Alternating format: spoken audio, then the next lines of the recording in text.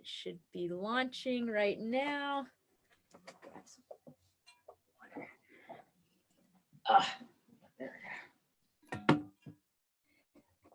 Okay, we are live. Awesome. Hello, everyone.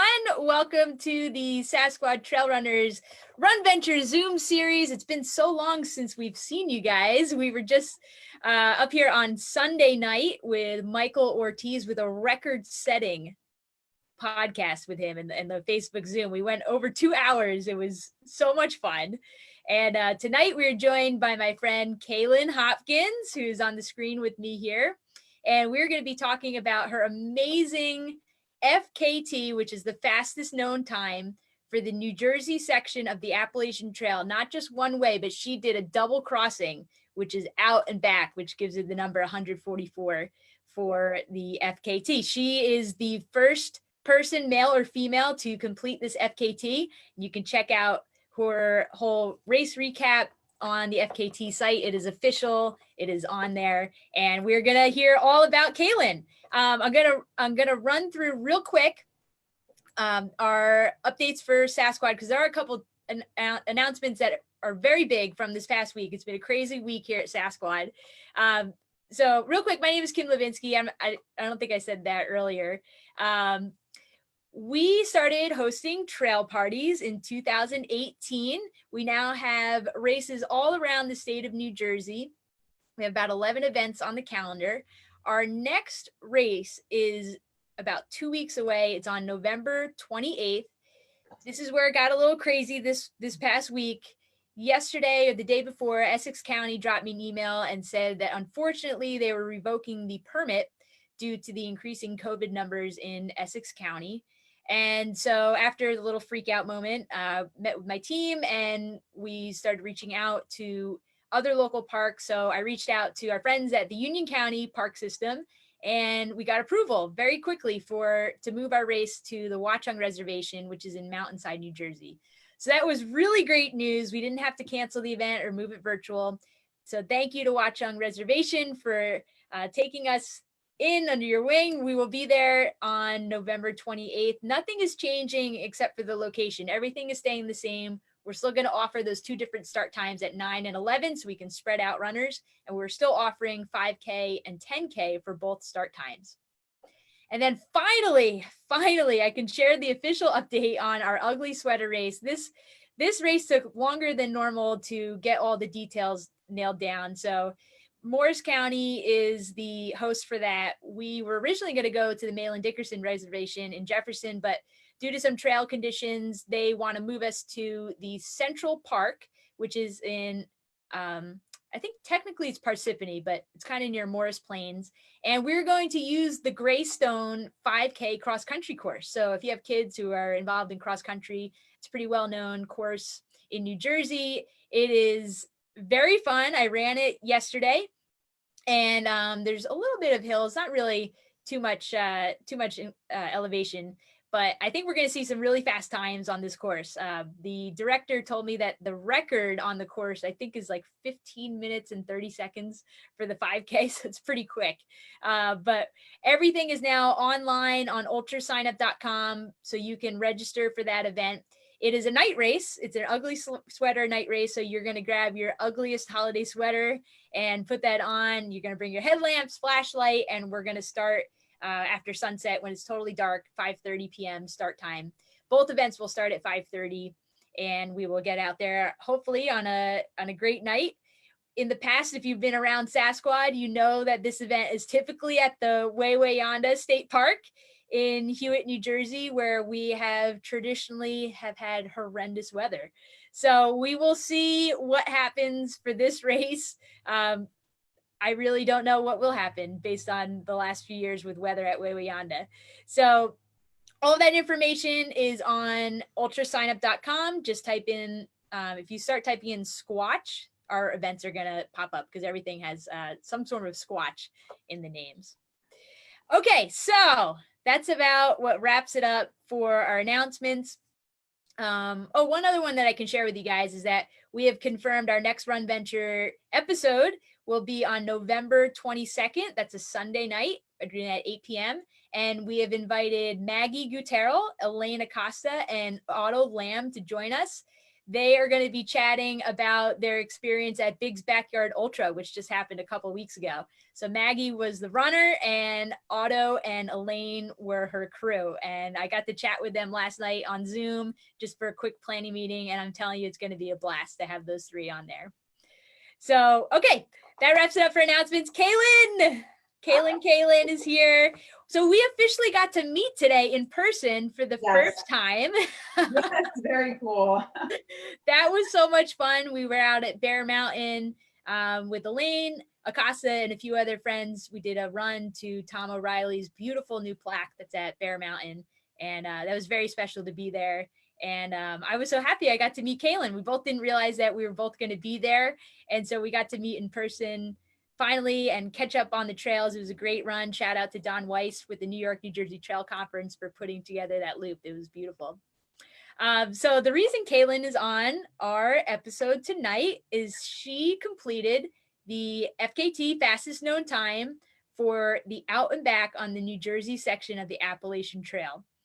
And I did share her blog link that had the recap of her experience on the Facebook event page. If you didn't get a chance to read that, I know you're going to hear from her tonight, but take a few minutes to read that. I'm telling you, it feels like you were right there with Keilynn. When I read it, I felt like I was with you and I was like on the edge of my seat because there was some crazy stuff that happened over the course of from start to finish. So I'm not going to share the details. That's going to be Keilynn's job to share her perspective. But you'll remember if you've been following us that Keilynn was one of our first guests on the RunVenture series because she shared her experience doing the rim to rim to rim at the Grand Canyon, which was a really great episode. If you missed that, you can scroll back on our Facebook page to watch the video replay or go on our podcast, which is now wherever podcasts are streaming, you can catch the replay. So Keilynn, thank you so much for coming on again. Thank you so much for having me again. You know, I always gush all over like everything that you and your organization are doing. So important for the community, not just for runners, for hikers, all different levels, as well as the stuff that you do like for the community. So I just want to, I'm so grateful for that. And I'm sure everyone else in the New Jersey community is grateful as well because it's just really special. So thank you for doing that. Thank you, Keilynn. I appreciate that. I really do. We've been feeling this squatchy love, especially this year, you know, going back and forth between virtual and in person. And we just have, it's awesome to see the power of community. And I know we've talked about that before. So, and I'm sure we're going to talk about it again tonight. So, all right, let's start, I guess, at the beginning, right? So let's talk about where did you get this idea, the inspiration to do this monumental FKT? Where did it all start? Fill us in. The New Jersey FKT itself was 2 weeks out in advance of doing it. I had been planning just some sort of adventure for the summertime. I really wanted to focus on building my my mountain legs, and I had a couple of different plans that fell through, unfortunately, because COVID was spreading and all the states were kind of like going on lockdown. So basically, I knew that I had all this training. I wanted to find a trail that was at least 100 miles long in New Jersey because I needed to, you know, we were a green state at that point, and it needed to have what mountains or hills we do have in the state. So that kind of limited me to certain areas. I thought of the Appalachian Trail. It is only 72 miles. So what I decided to do was just do it as an out and back. Why not? You know, I had taken I work full time and I had taken a week off of work, and I really wanted to maximize my time. And have some sort of adventure. And I think it's pretty cool that even though we're a relatively small state, that there's still so much that you can do within this state.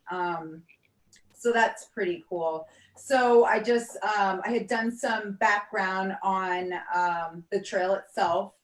And if you go northbound, you're actually doing, you're climbing. And then if you go from New York down to PA, it's actually going, I mean, you still have hills and you're still doing a lot of climbing. However, it's like a net decline. So that was the strategy. I had Christine Sandvik, she had been helping me build my legs, and I had spent all summer in the Catskills, really training. And so I felt like I was trained up to 100-miler. So the rest was just going to have to come from grit, so to speak. So I read a couple of books, and I really, I knew that personally for me, one of the biggest challenges was going to be my mindset. And so I really focused on doing different, how should I say? I did a lot of like meditation, a lot of introspective type of work. And just, I did a risk versus benefit and tried to eliminate as much risk as possible. With it only being 2 weeks out from the my vacation, I decided I was going to do it on my own. It's a big ask to have crew and pacers. I was very lucky. I have a very generous friend, John Beck, who helped me with getting to and from the start area. So I'm always so grateful to him for that.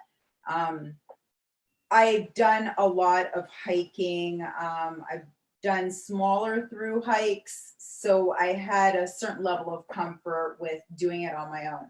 So the only thing that I felt was too risky was actually carrying all my food, because I didn't know if I was going to run out. 144 miles is a lot, not so much just weight-based food to be carrying, but also we're not talking about flats. Overall, I mean, I think I came just short of 20,000 feet of gain for the entire effort. And the AT is not easy. It's rocky, and there's lots of roots. So as the level of difficulty increases, you really expend more energy. Right. Little did I know that the weather was going to turn around and slap me in the face and say, no, we're going to make it harder for you. So yeah, I had stashed my food at what I felt, I broke the course up in the mileage up into 3 pickup spots. So that came to, I just divided the 144 by 3, came up with a round number of about 50, and looked at, I used the Guthook app to really help me navigate like what areas were accessible to vehicles, to places where I could stash food, as well as shelters, just in case. So that's kind of how I came up with the planning part of it. Awesome. All right, so let's talk a little bit more about planning before we jump into the actual traverse. I love asking runners when they're going on these, big traverses, what is in your pack? So I'm curious, how big was your pack? How much water did you carry? Did you filter water? All those details. I love hearing about that. Sure. So I spent all summer kind of like trying to find the perfect running vest, or even a lightweight backpack. And I have like 3 or 4 that I never ended up using. And I stuck to my regular running pack, which was a Solomon 12 liter capacity. one. I mean, I personally love their packs because there are so many pockets and they just stretch that nylon material. So you can just keep adding and adding and adding. The other thing that I carried, because I still felt like I needed more pockets, I had a waist belt. A Nathan or a Vapor Car waist pack, which had space in the back, on the sides, and in the front, about 5 pockets. Okay. So I'm all about the pockets, and also easy access, because I didn't want to have to keep taking my vest off. I used a 1.5 liter bladder to carry water, and then I used a Katahdin Be Free filter, and that was I kept going back and forth. Did I want to use more than one bottle? I don't usually use bottles anyway, and I just wanted to minimize the amount of thinking that I had to do. So that's not really too much water. So were you anticipating, you know, being able to hit refill spots? Is that why you're using that app to see where the... I was, yeah. Okay. I was anticipating always having water. It didn't necessarily always work out that way. But yeah, that was the plan. So the other thing, nutrition, I planned on for over 50 miles, having about 4,000 calories worth of fuel. Okay. So I use Mountain Outback has these oatmeal, ready to make oatmeal. And what's really great about that is you can use cold or hot water or room temperature. Mm-hmm. So that helped a lot. And it's 2 servings. So that was, I believe, 400 to 600 calories. Okay. So I would start off each section with that in my belly. I'm really good with solid food. I'm like that with my trail running. So pizza logs. Nice. 2 pizza logs. I pre-cooked everything. So they're like the French bread pizzas. So 400 calories a piece. I had 2 of those that I would carry. How did you pack that? I'm curious. Was it tinfoil or? Yep, tinfoil. Okay, nice. Yeah. Then I had wraps, just basic wraps with honey and peanut butter. I had beef jerky and ginger aid gels. Okay. And I believe that was pretty much it. So I also carried bear spray, which doubled as my protection, so to speak. It's really strong. It has like a 40-foot reach. So you can just aim it towards the ground and it shoots up, and that can work for any scenario. So that's very helpful. I carried my light. I had a, I forget what it's called. The Catula lights, Catahoula, whatever it's called. Yeah, and it's like, they're like Mack trucks. Yeah, they're like Mack trucks on the trail.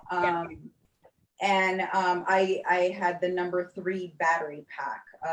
It gives you the longest period of time with the light. I believe like up to 20 hours. I don't have, I personally feel that I don't have the best vision, but regardless, I keep it on the highest volume so everybody knows when I'm coming.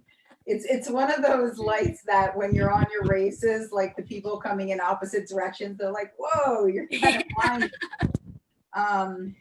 But that's pretty light anyway. And I believe that was it. My weight came to about 9.8 pounds for, that was with everything. And I had my cell phone because I use the Guthook app via the cell phone. So I'm making a mental note to try a pizza log on a long run. They're so good and they're so easy. Like you just slice them up and it's just food that you don't have to think about. So I just, it worked. I used it over the summer. Oh, the most important thing, baby baby sauce, applesauce.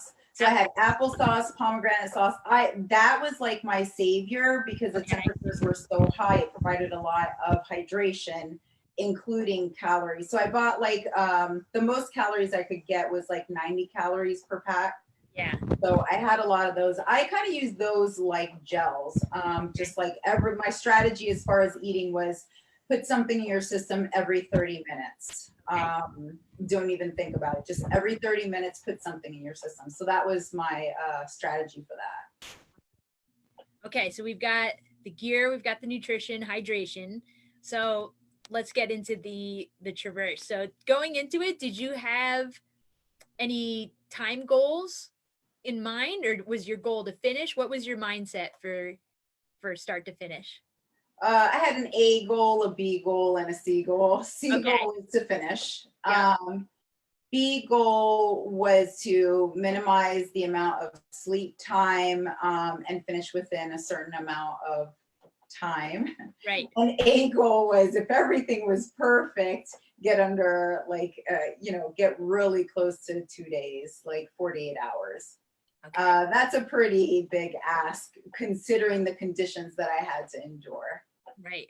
Okay. Yeah. So those were my goals. Awesome.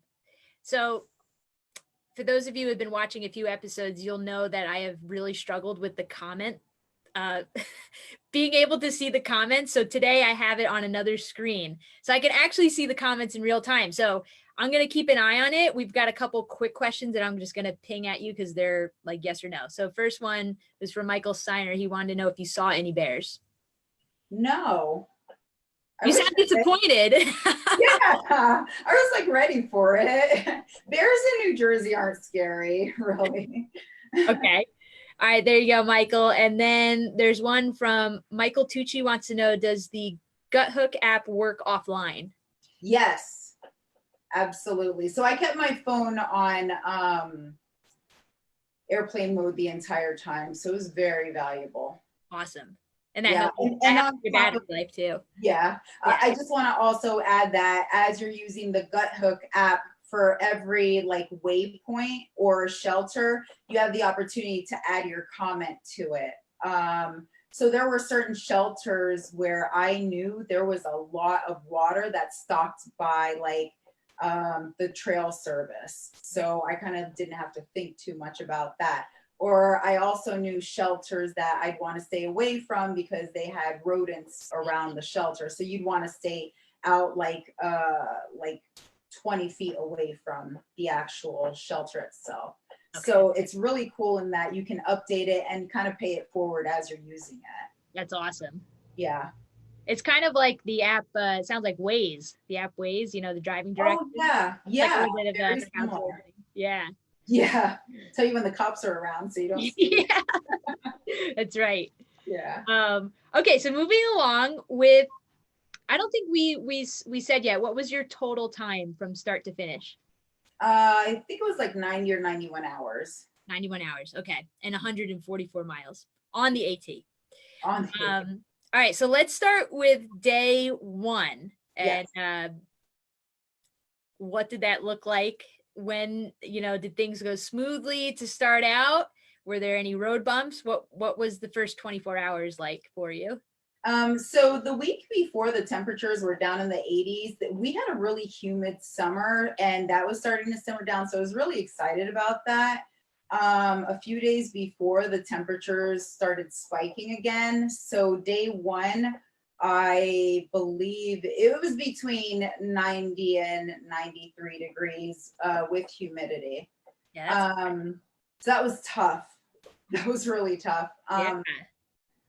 A good portion of the AT through New Jersey actually is on ridgeline, so there's not a lot of tree coverage. So that was challenging.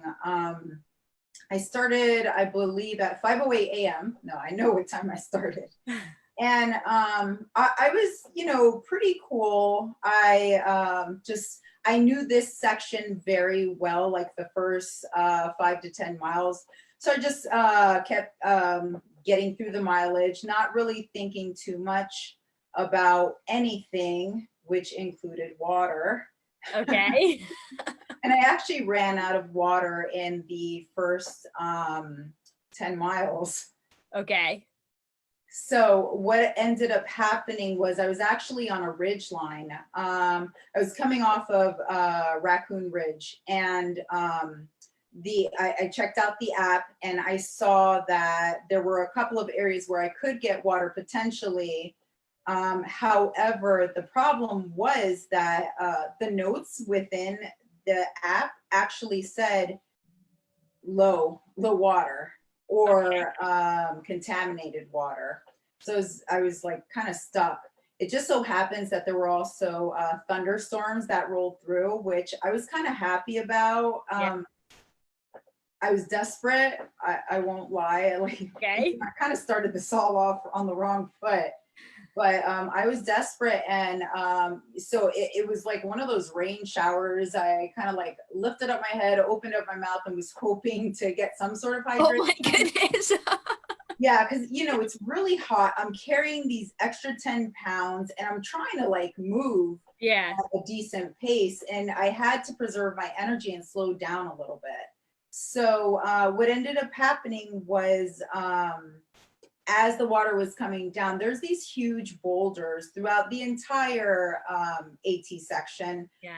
As I was starting to descend down the ridge line, I noticed that there was water collecting on these rocks. So I started paying closer attention, and I noticed that they were dripping down. So there was like a little water source, not enough for me to collect anything. Yeah. But I kind of just humbled myself, dropped to my knees, wrapped my mouth around the boulder, and just started sucking as much water. I think it was like a good 5 minutes I wasted doing that, but it got me to the next water area. And, that's the thing with when you're doing this by yourself, you don't have crew or, certain luxuries of having people help you out. So you really have to make sure that mentally you're sharp, and that you're thinking of any and all possible scenarios where you can just get yourself across the next mile, the next mile, the next mile, and keep going with all that. So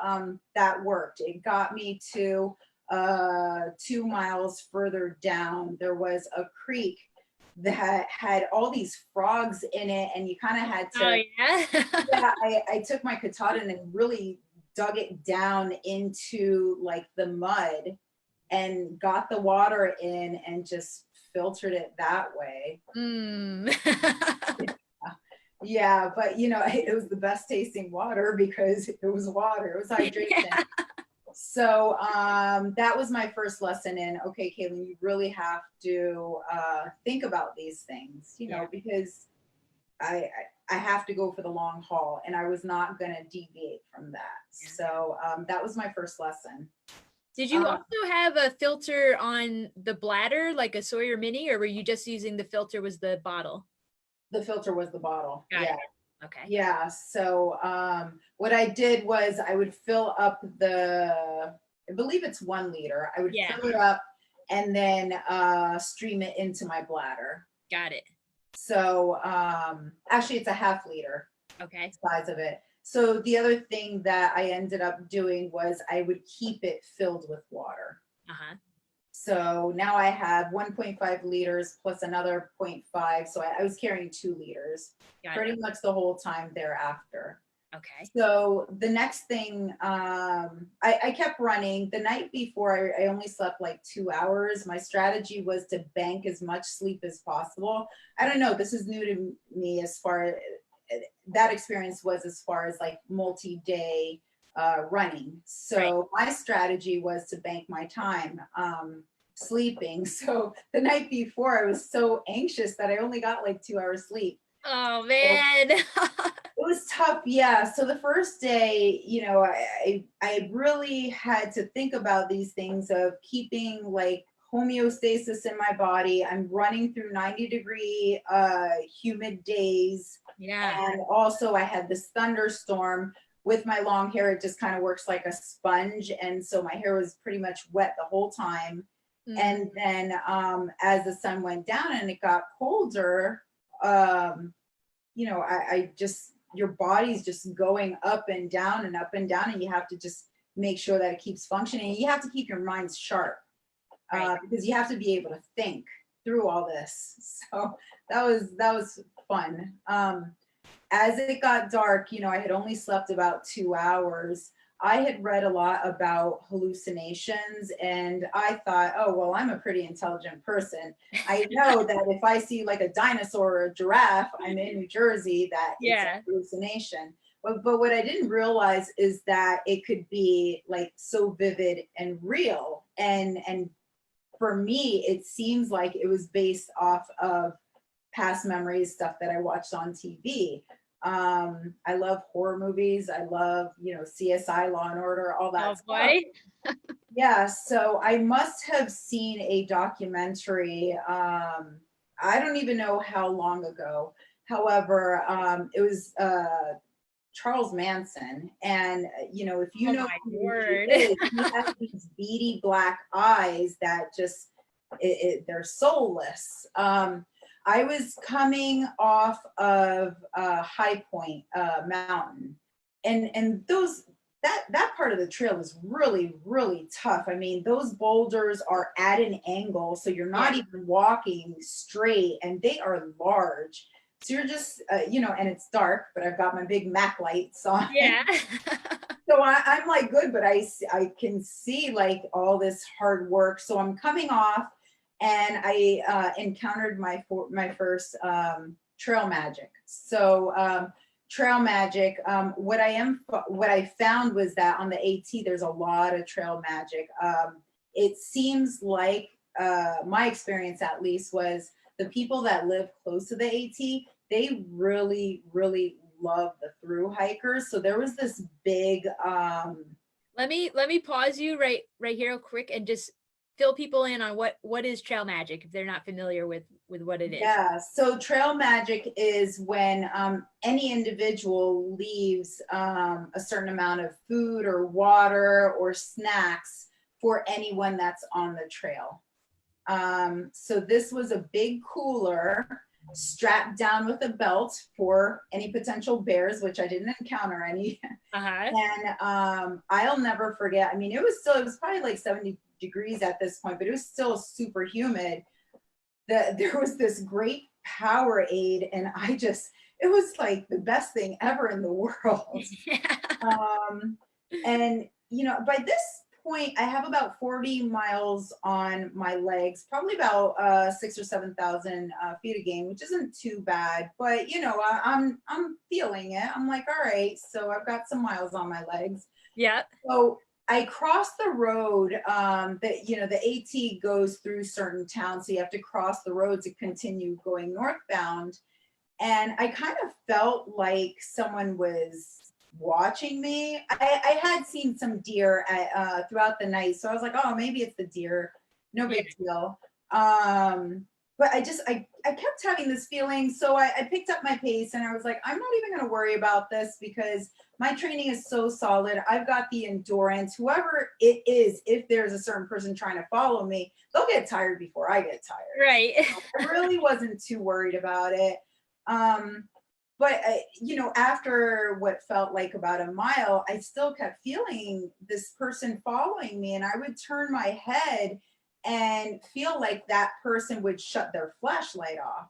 So I was kind of like annoyed by that, but I had a mission, and nothing was going to stop me from that.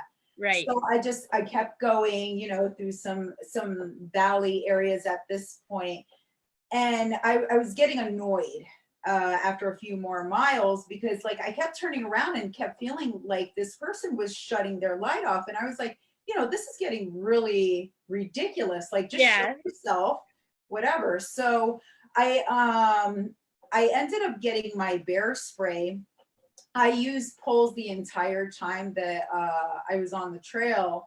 And I took the safety off. So at this point, I was starting to run with the bear spray and one of the poles in one hand, just in case. Because at this point, I was more mad that I was being followed. So I was ready to spray the person. So I'm running, and I'm kind of thinking to myself, and I'm sure this happened in a very short period of time, but you know, when your mind goes crazy when you're tired. Right. So at one point I remember actually shutting off my light completely and turning around, and I saw a tree trunk, and I was like, oh, he's probably hiding behind there. So This is the conversations going on in your head. Right? And this was real. This was really real. And I was very annoyed. So at this point, I was like, all right, let me just keep going. And I tried to think back to, when did I see this person last? Or, you know, who was it? And that's when I remembered crossing the street, looking back, just being so grateful for that trail magic. And that's when this vision of Charles Manson, you know, looking all scraggly, probably in his like late 20s, early 30s, you know, someone that could potentially, you know, dangerously be on the trail. So I was like more concerned at this point. So I picked up my pace. And then it was very wild because at a certain point I heard a twig kind of crack under one of my footsteps. Oh boy. And I was like, wait, I haven't heard this person really making much noise. Like, I should be able to gauge just how far behind he is, other than like turning around and looking at his light. And it's amazing where our minds go that I already had assumed it was a male that was following me. Mm-hmm. And then so I started to slow down. I was like, you know what? I'll be able to hear him at least better. And then it was like a veil had slowly lifted, and I realized what was going on. Yeah. Not real. And that was scary, because you know, again, my priority was keeping my faculties intact, because I could not allow myself to like go off on the wrong trail or get lost, potentially turned around, or trip or fall off of one of the many ridge lines I was on. So I was more concerned at that point. However, I was very happy to see that this wasn't real. So it was tricky though, because it just kind of went to show for me that, you know, a hallucination isn't necessarily like some purple animal out in the wilderness. It can be something that's very real. Totally. So that was probably a good indication you needed to catch some sleep. Is that what you tried to do? Like, when did you try to sleep for the first time? Yeah, so at mile 52, I was very anxious, because I knew that if this was a real race setting, any amount of sleep that I had would be my competitors' advantage, because they would keep going along, even if they're going at an extremely slow pace. So I got about 2 to 3 hours sleep around mile 52. Was that at a shelter, or you just pulled off on the side of the trail? And so that's where I had left my Jeep. Okay. And so again, this was me minimizing risk. I didn't want to just leave all my supplies out in the open and potentially get to them, and either an animal got to my supplies, or somebody decided to find a whole bunch of food and eat. And, you know, the reality is not everybody understands that when there's food stashed to the side, that's part of a bigger picture. So for me to minimize my risk, I left everything in my Jeep, and my Jeep was at mile 52. So I get to my Jeep, I restash everything, and I gave myself like an hour to sleep, set my alarm, woke up, and I was just like kind of sitting along the tire, like just back along the tire, because I didn't want to get too comfortable. I ended up hitting the alarm a couple of times and got about 2.5 hours sleep. Got up and started going at it again. I did look at the weather and saw that it was going to be another hot day. And this time I looked and I was like, oh, there's a lot of clouds, so there might be some rain, but the rain will be a nice respite. This was an incredibly hot day. I think it was like 93 to 94 degrees. I remember these numbers because they were the bane of my existence while I was on the way during this period of time. So I knew to manage my fluids as best as possible. So that was kind of a priority. And just to keep eating, like just eating and eating and eating and going as fast as I could. I was definitely more conservative on the on my way to New York because there's so many rocks. I didn't want to like injure myself. Yeah. And you know, there goes my plan. Right. So I was definitely more conservative on for the first 72 miles.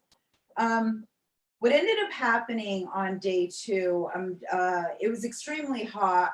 I remember at one point, just before getting to Stairway to Heaven, there's this really great ice cream place that it really caters to tourists, but also to hikers. Probably the cleanest porta potties I've seen in my entire life. Nice. And it actually says that on the Guthook app, and I couldn't believe it until I went in, and I was like, wow, this is like a hotel. Oh, get out. Yeah. And they also have a hose so you can refill. And the great thing is it's only about 50 feet off of Nice. FKT, so you're not going too far, straying too far off. Right. I remember when I got there, it was like I was I felt like I was boiling from the inside out. It was so hot. Yeah. And just before you get to Stairway to Heaven, there's like, there's this long boardwalk area, and then there's these pastures where there's really cool horses on either side, but there's nothing. So while it's very runnable, and I totally took advantage of that, I just literally felt like I was boiling. So I stopped off, got some water. There was a gentleman that saw me, and he offered me a banana and an ice cold bottled water. Nice. Yeah. It was glorious. You know, it was, and I remember putting the bottle behind my head because you have at Stairway to Heaven, you have about, I don't know, 500 to 700 foot climb. That's just these large boulders. Right. And it's got a little bit of switchback, but it's a strong effort. Right. So I had it on the back of my neck. I climbed it. I got through it, and it is what it is. You know, I tacked off that hard section. I knew that would be a hard section. As I was getting closer to the New York border, the rain started. It was a thunderstorm, but what was really wild was, I'm going to backtrack a little bit, is it wasn't just an ordinary thunderstorm. I mean, it was a roaring thunderstorm. At this point, I was already in the Yonda area. Oh, yeah. And of course, you were at Yonda with the thunderstorms. Of course. Yeah, I've heard your story. Yeah. So the problem was, I remember seeing through my peripheral vision on my left side, thunder struck the ground. You know, it's hard to tell how far away it is. I remember thinking as I heard it, okay, I believe you have to wait from the time that you see the lightning strike to the time that you hear the thunder, and multiply that by miles. So this is what I'm thinking in my head to try to minimize my risk. Right. And then as soon as that hit, it's just, the skies opened up completely. It was tough, man. Then it turned to hail. Oh my gosh. Yeah. So at this point, I'm completely drenched in soap. Yeah. Coincidentally, you will not see a lot of, as a total percentage of hikers, because there were a few hikers going northbound still. You know, the through hikers that are doing the full 2,000 miles. There was this girl, Emily, that I saw, and she was doing it all by herself. So I'm a chatter, you know, I like talking to people. So I was like, are you doing this by yourself? And she's like, yeah. And so we shared a couple of miles, and we were both kind of stuck in that situation. And I was really I was like, oh, this is bad. This isn't just rain or dehydration. This is dangerous. Yeah. 5 minutes later, I see the lightning strike on my right hand side. But there's still, there's hail coming down. I had a plastic bag that I had just thrown on myself. I didn't bring any rain jacket because, again, we're dealing with 90-degree days. Yeah. That's not going to help me. Right. And again, my hair was completely sopping wet. Right. So it's just the risk of hypothermia once the sun goes down and into the middle of the night, early morning hours is very real. So at this point, I was like, oh, what am I going to do? I ended up reaching out to the only friend that came to mind who lives kind of near that area, in my mind at least, was Jason Friedman. Oh, this was your phone a friend moment. That was totally my phone a friend moment. Yeah. And I called him. My phone was waterlogged. We could barely hear each other. And I was like, how far away do you live from here? And he's like, an hour. And so I was like, maybe I can do like an Airbnb or a hotel. Cause I'm a modern woman. So of course, I'm thinking, hey, look, I'll just leave and come back. But I wanted to double check. And Jason, he's done Leadville like a bazillion times. He's a strong trail runner. And I was like, if anybody's going to know, he'll be able to tell me. So I said, Jason, if I happen to go off the trail, even just to like get safe in shelter and dry off, will I be out of the running for this FKT? And he said yes.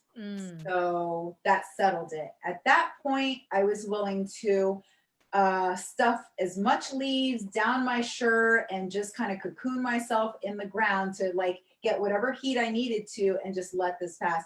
I remember running and hearing the splash. I mean, the water, because it was kind of like a flash flood type of situation. It wasn't up to my ankles, but it was definitely like deep. So of course this makes all of these huge boulders slippery. Right. So that's another problem. Mm-hmm.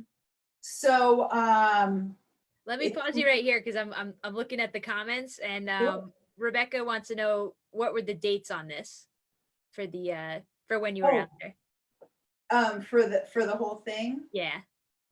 This was the last week of August, so I want to say the 24th of August. Yeah. Was when I started it, and plus 90 hours. And I know why Becca's asking that, because she's like she's on the dream team for Sassquad, and that was around when we were out there for Waiwayanda, was the end of August for our run. And we have another runner who commented, that was my first Sassquad event, the full moon run at Waiwayanda, unforgettable with heavy rain. So you've got some listeners here who can identify with you. We didn't have hail, but I understand the flash flood experience out in that area. Yeah, it was really frustrating. I'm glad I have somebody else that kind of understands what I went through. At this point, it was, the water was so bad that like, even as I was trying to keep my cell phone dry, it just got completely waterlogged. The audio was choppy. So, I had to also think about this app that I'm using. Right. The good thing was at this point, I was about 2 or 3 miles from the New York border. So retracing my steps was going to be easier. Right. It suddenly stopped raining. And the great part about that was that I was like, okay, I'm going to do this. I'm going to do whatever I have to do because this is my plan and I'm not straying from that plan. And I think that when you go into any race, and it's taken me a while to like learn this because I've run for a long time and I've had some great events, and I've had others where I've completely succumbed to mental weakness. I was not going to let that happen. It just was not an option for me. Right. I work in healthcare, so I know if I'm truly injured, and that would have been the time where I stopped. And not just pain, because at a certain point, the pain does not worsen. It just stays there, and you have to dissociate yourself from that pain and get it done, because that's what you have to do if you want to be successful in anything in life. Anyway, so at this point, you're just about to the New York border, right? So you're about ready to turn around. Yes, I was soaking wet. I saw Emily, and I had told her what I was doing, and she was so cute. She was clearly much younger than me, like early 20s. She was like, "Oh, I just think it's so amazing," and she was very pro women and Yeah. everything. And here we go with more trail magic. She had dry clothes. She was going to bail, and she decided to bail, but she was going to come back to the trail because she had like, she's a thru hiker, so she had a ton of stuff that needed to dry out. Yeah. So she gave me dry clothes, and I only accepted it on the basis of her allowing me to send it back to her once I finished. So it's funny. That's amazing. She took the clothes off her back. That's amazing. Pretty much. And speaking of back, we just both turned around. I was like, look that way, just look out for somebody. And I literally stripped Yeah. and put on dry clothes. Right. Because Right. any little bit of wet clothes, I knew that I would then be at risk for like really bad chafing. Yeah. Right. With the night coming, I got to the border. I asked her to take my picture as my proof because you have to have proof when you're doing these FKTs. Oh, did I lose you? No, we're still here. Oh, okay. Gotcha. Okay. I don't think I see you, but that's okay.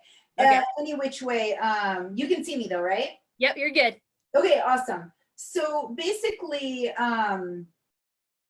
I get to the border and I go back, but I'm noticing that all these big rocks are completely wet and slippery.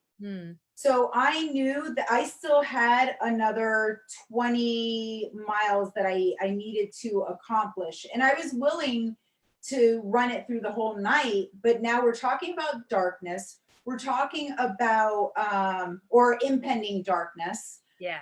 We're talking about now, not one, but two rock scrambles. So in order to get back to this mile marker 52 that I had designated, I needed to make sure that I got through Stairway to Heaven.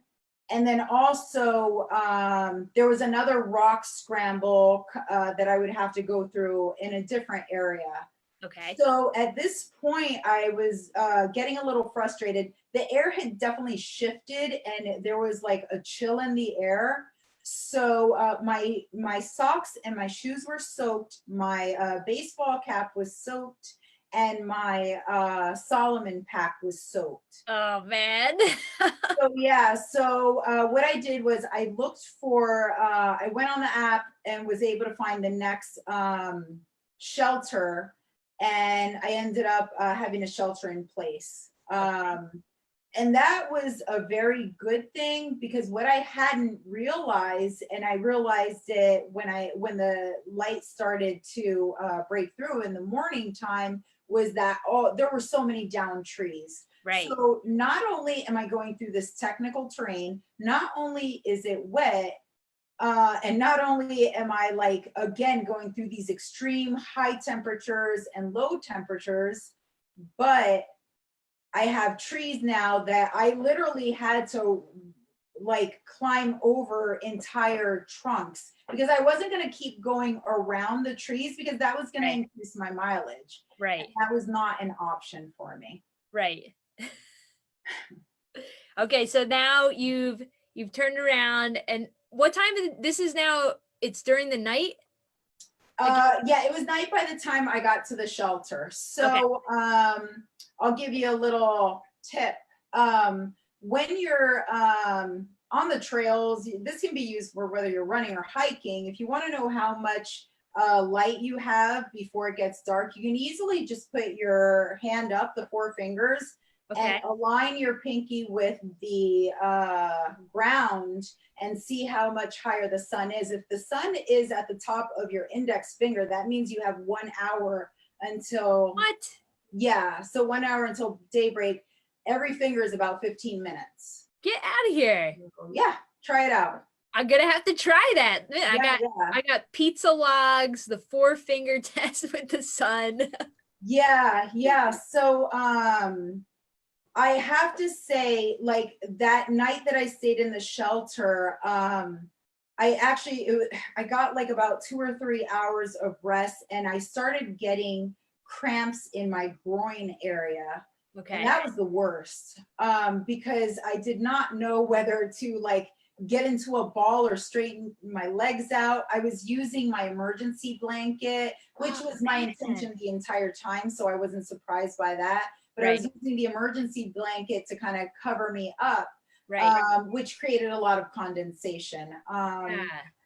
Yeah. So the next, I got up like, gosh, maybe around 3 or 4 in the morning. I can't remember, but I start um, walking and trying to run, but my Right. legs were not running. Okay. And I was a little demoralized from, wasting time with having to shelter in place earlier Yeah. than my Yeah. original plan. Right. And this is where, again, my experience dictated, I just, you got to suck it up. You had Right. to make an alternate plan. And that's kind of what I did, but I couldn't fix my mood. I started out with a pizza log that was completely soaked through, but it didn't matter. Oh, man.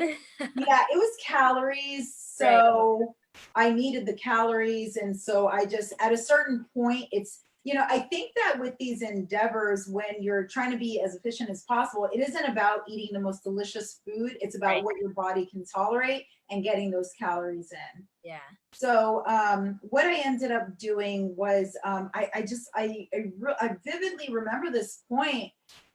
In my mind, I wanted to run, but my legs did not want to run. And I just yelled at the top of my lungs. Like I felt Yeah. it in my chest. I was like, shut up, legs. And I mean, I know it's very dramatic. And, that was the farthest thing that I wanted to do. I wanted to be Right. very like even keeled throughout the entire process, or the FKT. But like I kind of lost it there for a minute. But I have to say, like, I felt so much better and I started running. That's awesome. Yeah, so that was a good thing. Now again, I had to shelter in place early, and I had all of my batteries and supplies Right. 20 miles away, or at this point about 16 miles away. Took me a little bit longer to get those 16 miles because of all the down trees and because the ground was still somewhat wet. So Right. again, with the slippery rocks, but I kept chugging along, and then I had a spot tracker, Uh-huh. I'm sorry, an inReach. It died. Oh, So one of the things with the FKT is you have to document that, you have to show proof that you're doing what you said you were going to do. right. So at that point, I was very nervous. So I reverted to my watch. So I was like, it's okay. I've got my watch for backup. And I remember my watch was at about 17%.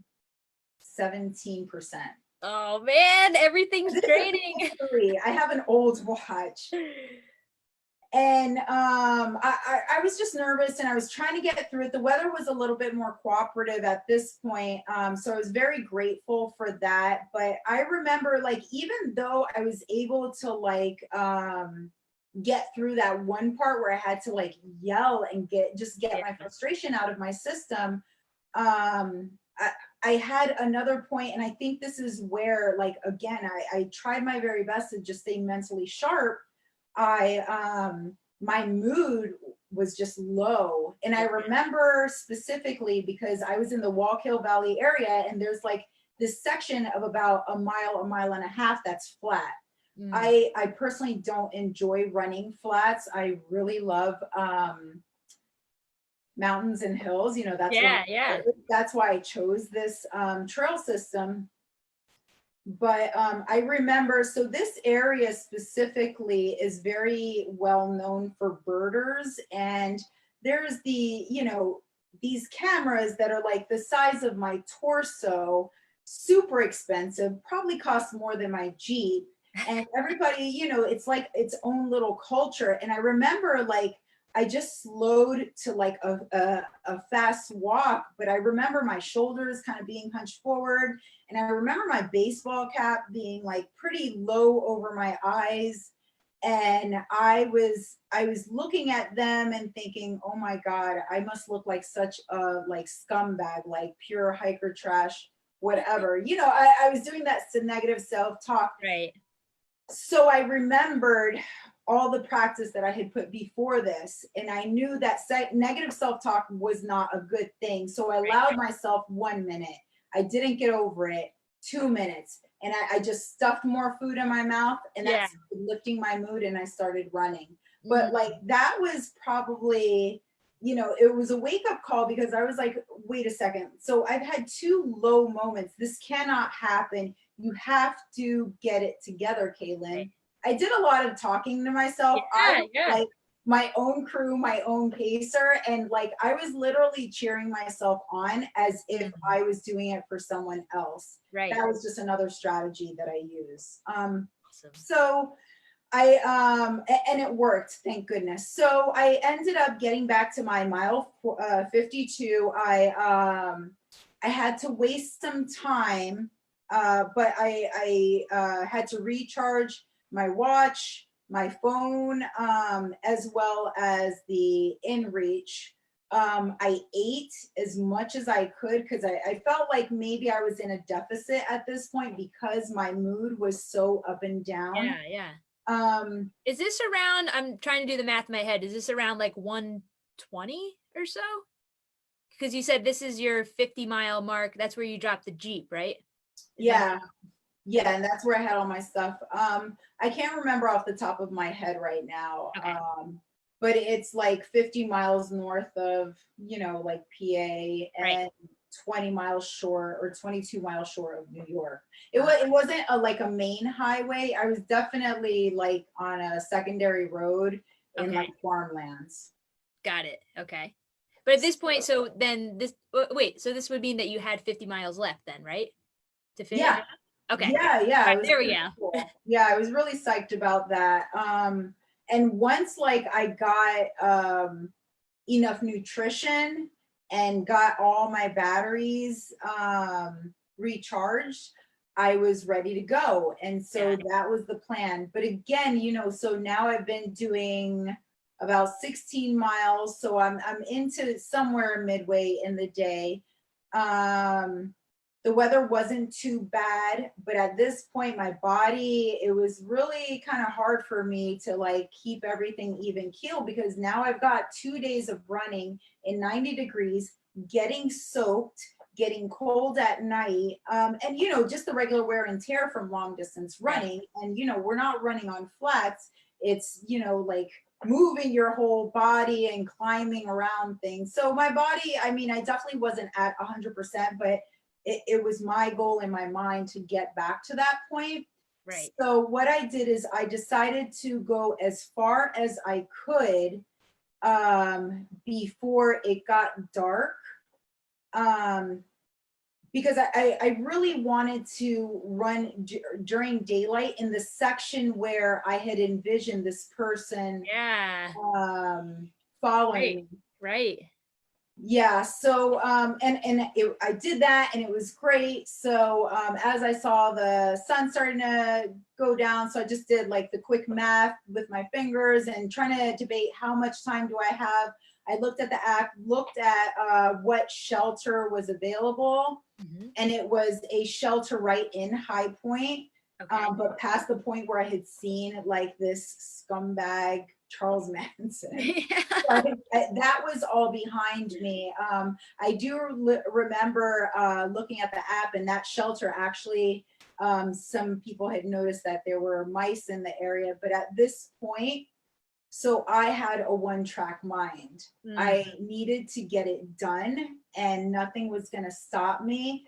And I needed to have a sharp mind. So in order to get it done, my mind needed to be sharp. So I decided that once the sun set, I would grab a couple more hours sleep in the shelter, And that's what I did. There were two other through hikers actually, and it's really cool because at this point in the direction I'm going, I'm seeing through hikers that are going southbound towards Georgia. But this is like really late in the season to do it. There's like this bubble that they talk about where there's like a lot of through hikers that, you know, they go through the along the trail system. But any which way, my point is that this was pretty late. But it was a woman and a man, two separate people. I just said, look, I'm going to be getting up extremely early. I don't want to bother you guys. And they were like, yeah, no problem. So I ate my pizza log, and we actually, me and the one guy, I thought it was really cool. It was with this really young kid. And I, you know, again, with the talking, because I just have to know everything about everyone. He was actually taking a gap year from high school to college. And I was like, wow, what a great time. Very to do that. cool. Yeah, so it was pretty cool. Again, I did my whole same setup. I'm very minimalist. I can sleep pretty much anywhere I want to. I don't need a lot of comfort. Yeah. So I would use my sneakers, take off my baseball cap, put it over the sneakers, and put my Solomon pack over that. And that served as like a pillow somewhat, and also kept my face away from the ground. Right. And then the other thing was that, and then I just had my emergency blanket. And by emergency blanket, just to make it clear in case people aren't familiar with what I'm talking about, you know, like when you're doing a road run and at the end of like the New York City Marathon, those aluminum sheets, that is an emergency blanket. So that's what I was using. And it worked perfectly fine. Again, the temperatures were so hot and it was so humid that that's all I needed. The goal is to get from point A to point B in the shortest amount of time. So luxury is not something that I was concerned with. I remember at one point hearing, I don't think it was a hallucination, I think it was real, but I had seen on the Guthook app this thing about mice. I could have sworn that I heard a mouse like kind of feet in there. Yeah. And I just automatically just slammed my hand on the boards and it was silent. Right.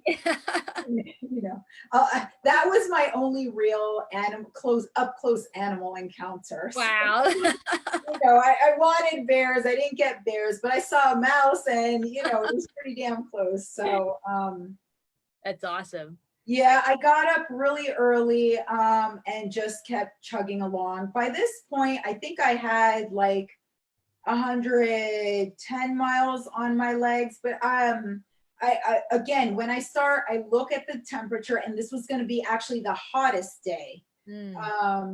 So 94, 95 degrees. And so hot. Saying these, little 1 and 2 degree differences between each day. But the thing is, you know, that matters when you're exhausted. 1 degree matters. Yeah. You know, rain matters. All this, you know, you have to stay focused, and all of those things are just like strikes against me, just trying to like make me lose, and I was not gonna lose. Right. So so I had my last I guess 40 miles left, and I was focused. I planned on running as fast as I could before noontime because of the intense heat that was going to be coming. Right. Also, because I did this self-supported, I had the ability to not only accept gifts from strangers as far as food or fluid, but I could also take advantage of any stores that were open. So I knew that the AT Deli was open. This is out by Culver's Gap, but it closed at 2:00. So that was another incentive for me to move quickly. Right. And so this is the part where I felt like it was like no holds bar. I was running over the rocks. I was allowing, I was ignoring the pain from like the jagged edges of the rocks under my feet, you know, under the sneakers. But at a certain point, you feel it. You feel everything after 100 miles. Right. So I was just running with abandon. I was not gonna let my brain like trick me. Yeah. You know, it's like, here's Keilynn and here's her brain, and you're not winning. Right. So so I put on Taylor Swift. She had just come out. Yeah, you did.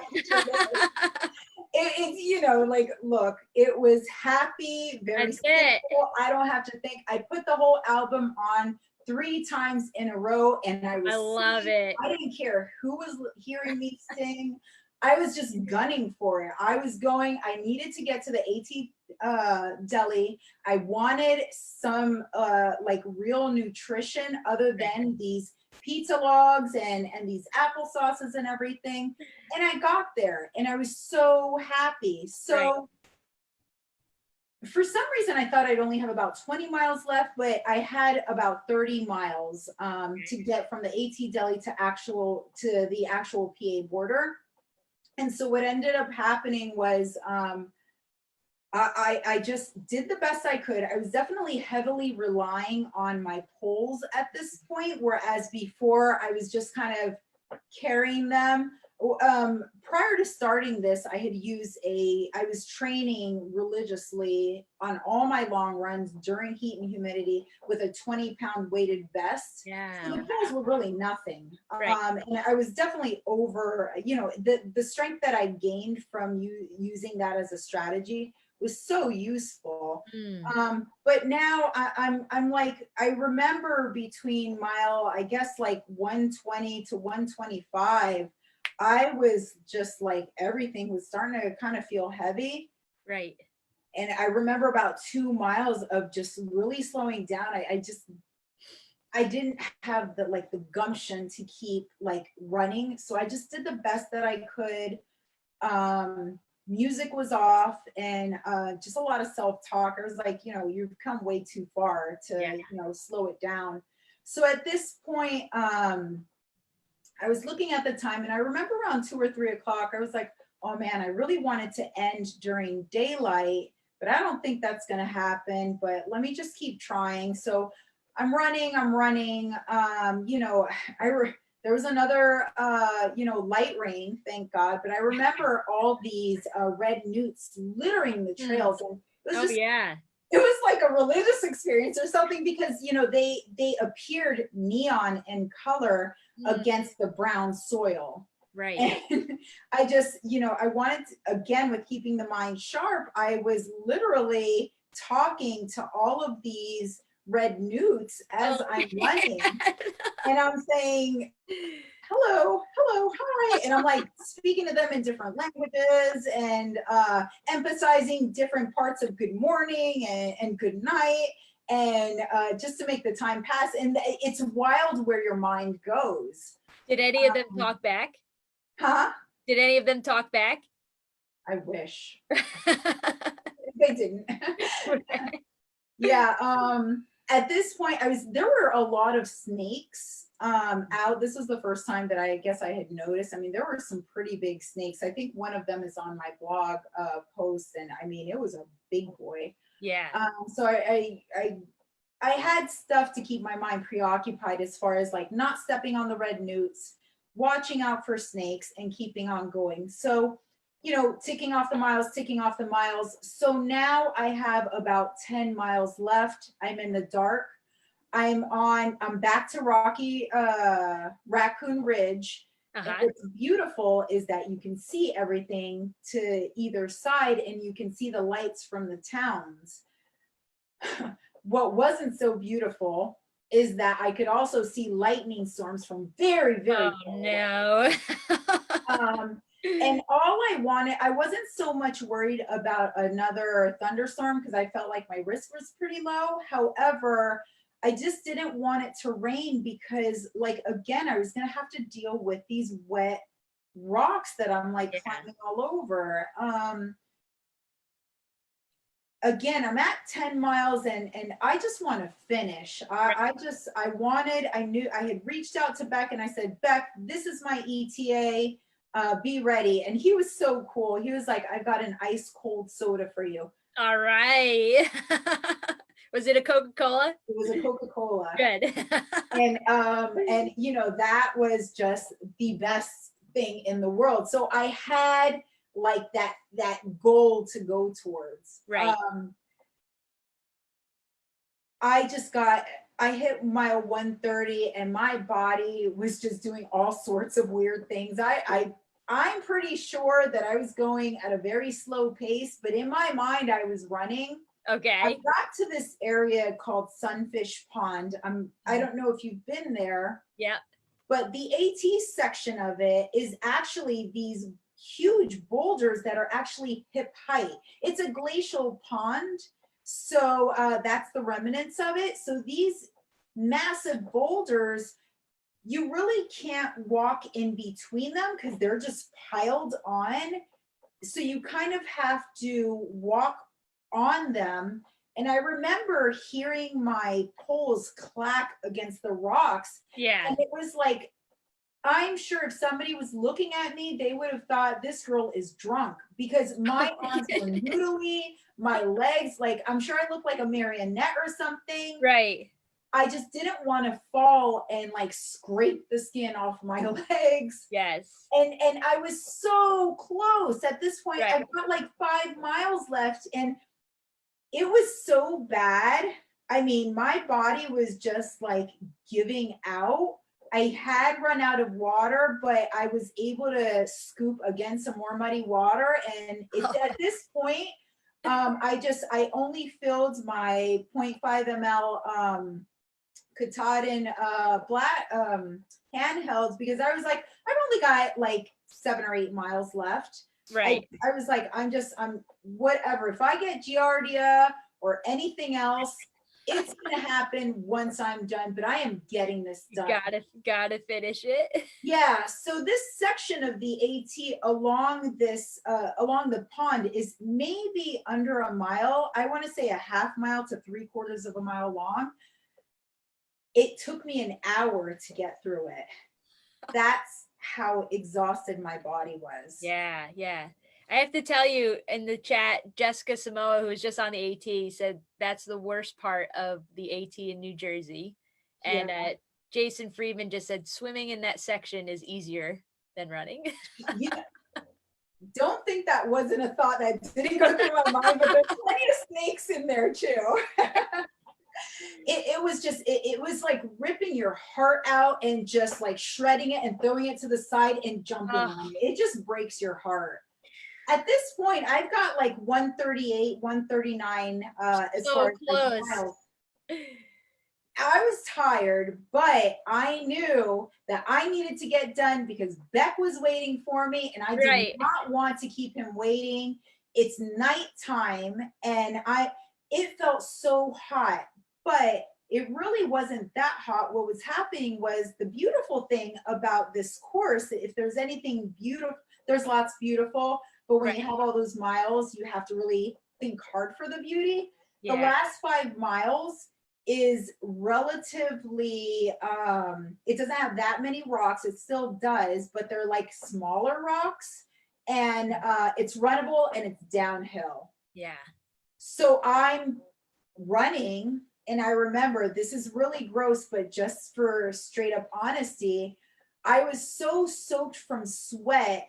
The steam was coming off me and I had so much sweat that as I was like running, drips, like little splashes of drips of sweat was coming off my running vest. Oh yeah. It was bad. But you know what? I didn't care because I was getting done. You know, that's all that mattered to me. I get down to the very last mile, maybe mile and a half is road. And so I was like, oh, this is great. I am running. And I think I got down to maybe like a 9 or a 10-minute mile. And that is fast with 140. Yeah. Yeah, like I was like, I'm flying. And I was just so happy. And I was like, I'm getting this done. And screw you, AT. You didn't get it. Where my mind was at. Now, it was so if I could have like a highlight of anything, it was this. I had, these last 5 miles, I pushed myself to a point where I never had in a race setting. Like sometimes you watch these trail videos and it shows like these elite athletes just like ready to pass out on the trail, and they've given every single ounce. And Yeah. I got to experience that for the first time in my life. Right. I just, I gave everything in me Yeah. to accomplish that. The very last, I would say maybe 0.2 or 0.3 to get to the PA border, you have to climb the bridge. It's Right. like a slow incline. And there's this guy standing, like he's like leaning on the wall. And I'm like, oh, cool. Beck brought a friend. How awesome is that? And so I start to pass this guy and I'm like, oh, hey, because I smelled pretty bad. So I was like, let me keep my distance. And the guy said, hey. And I guess he realized that I didn't recognize him. And then he goes, hey, baby. And it was my husband. Oh, man. Gut check. You have to realize my husband is incredibly conservative. He doesn't come to a lot of my races. I mean, and that's perfectly fine because I'm fine doing everything on my own. Yeah. But that was like such a surprise. I was just like, I still can't put it into words. Yeah. But so, of course I have to show off, and I really had to sprint. So I sprinted that last section and finished at like 108 or 109 in the morning. Wow. So that was my adventure. Is amazing. I'm grateful to have a body that allowed for that, and I was really happy that I could like separate my mind and just like have those conversations with myself. It's amazing. Amazing. Amazing. I did see one comment from John Beck, and he says that the back seat of my car still smells. I believe it. I've never smelled that bad. I apologize. I was like, it's bad. Yeah. Awesome. Yeah. Guys, if you are listening, you can start dropping your additional questions into the live chat. I'm going to ask Keilynn probably 2 more questions. So you can start typing them in. Now that I have the comment thing down, I can see you putting them in real time. So Keilynn, got to ask, I love asking everyone who comes on to our series, how did this experience change your life? Because it had to have. I mean, 144 miles, 90 plus hours. And I'm putting you on the spot, but I'm sure you've had time now. It's been, a couple months now to kind of debrief and decompress. So what would you say if you had to put it into words? How did this experience change you? I mean, it's cliche, but you find that you're stronger than you think you are. But one thing happened in those last like 30, 40 miles. I had, been working on the front line with COVID patients, and I hadn't realized how much of that stress was in me until that section where I'm just like running with a band, and it was like so therapeutic. It's like I was shedding all of this stress and like emotional trauma from everything that had been going on for 3-4 months in the hospital. And it was just I don't know how to put it in words to give it justice, but it was like this total transcendental experience. And I'm not trying to get sappy, but it is what happened. And it was like, as I was running, it was like layers just kind of falling off. And when I finished, like, I mean, as destroyed as and exhausted as I felt, like I felt so whole on the inside. So that's what I'll never forget, like that. And we've talked behind the scenes, and I plan on doing something in the future, but it's changed like the trajectory of where I want my career to go and what I want to do. So we did talk about this behind the scenes on an idea that you had Do you want to chat about that? I'll hold off. Okay, you want to hold off? No I'll problem. hold off just until I have it like solidified. You got it. Thank You you, got though. it. You got it. No sweat. No sweat. Okay, so if you have any other questions here, I can type it into the group, the live chat here. Jessica Samoa also just said, I think you've convinced me that self-supported is better.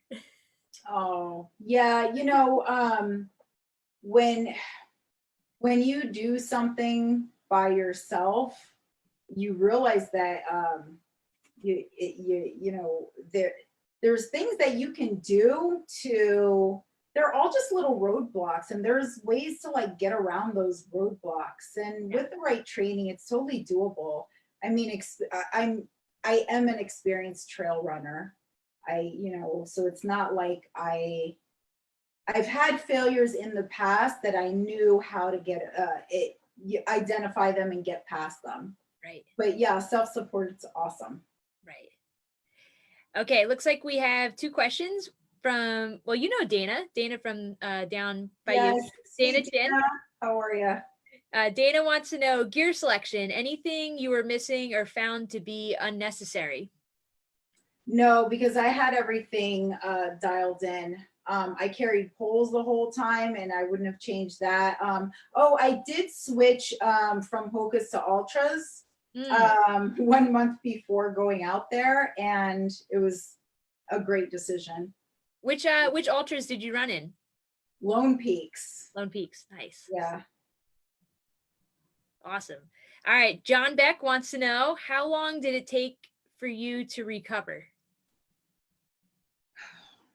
Last weekend, I did my first 17-mile run, and my body was still destroyed.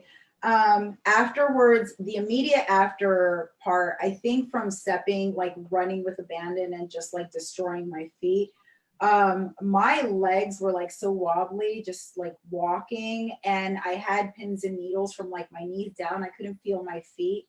It took about 2 weeks for me to get through that. And then I could not run. Like I could, but it was just so tiring. So I've just kind of built myself up. My sweet spot when I'm not training for anything is about 30 miles a week, and I'm there now. So it's taken about 2 months. Awesome. And we've got another question. This is from Nicole Werner, wants to know, what is your next adventure?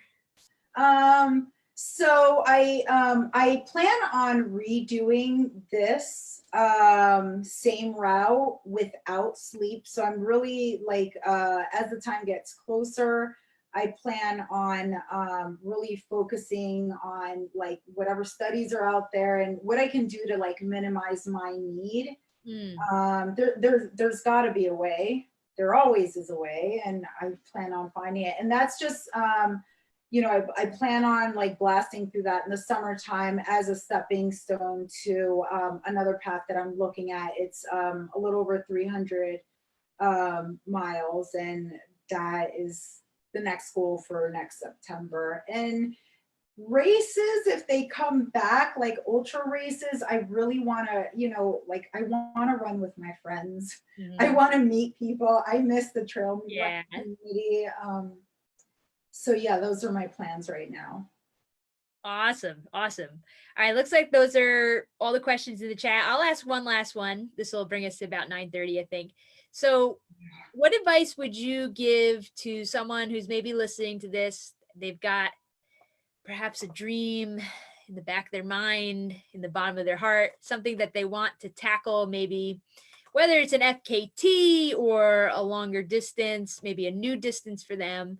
What advice would you give? What would be, you know, a couple of top little tidbits that you give them in terms of like going out and accomplishing that goal? What did you find that would be helpful to share with them?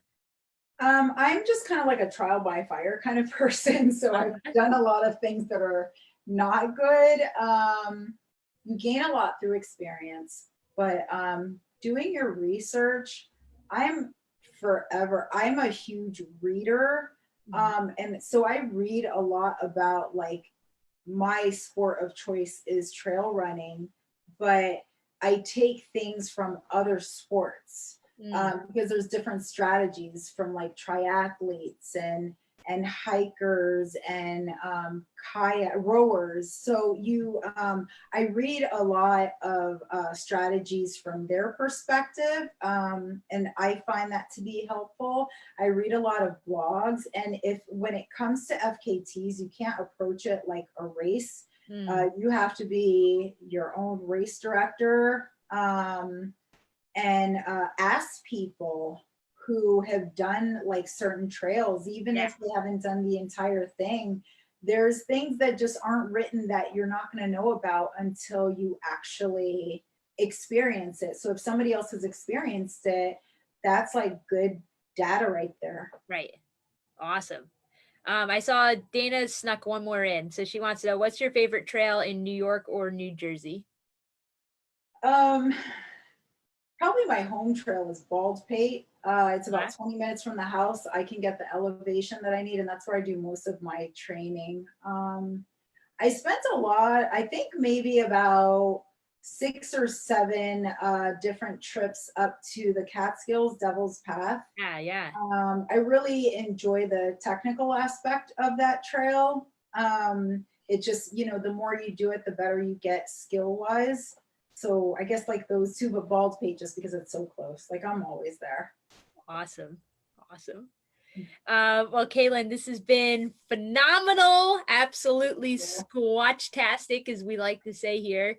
I have to say a personal thank you to you because you've definitely inspired me to go out and do more solo adventures on my own. I know we talked about this. I did my first solo trip to Vermont a few weeks ago, and I think I just felt so much confidence from hearing your story. And selfishly for me, this whole RunVenture series has been so great because I've gotten to talk to so many amazing people, and particularly amazing, strong, independent women. And you are one of them. You totally have inspired me to, dream big. I know you said it sounds cliche, but it's a really awesome thing to surround yourself with, just a really awesome community. So I have to say thank you to you for that. And thank you. Yeah, I mean, like once you see other people doing it, like once you see yourself in someone else, there are women who have inspired me that are so like incredible, and they're just locals, and I'm just like, wow, like the power in them, in the fearlessness. And it just takes like seeing somebody else that you can kind of envision yourself. Like sometimes it's hard. We see these really amazing elite athletes, and it's it's like, wow, but they're amazing, they can do that because they're special. But when for me at least, when you can see like little pieces of yourself reflected, it's like I could do that.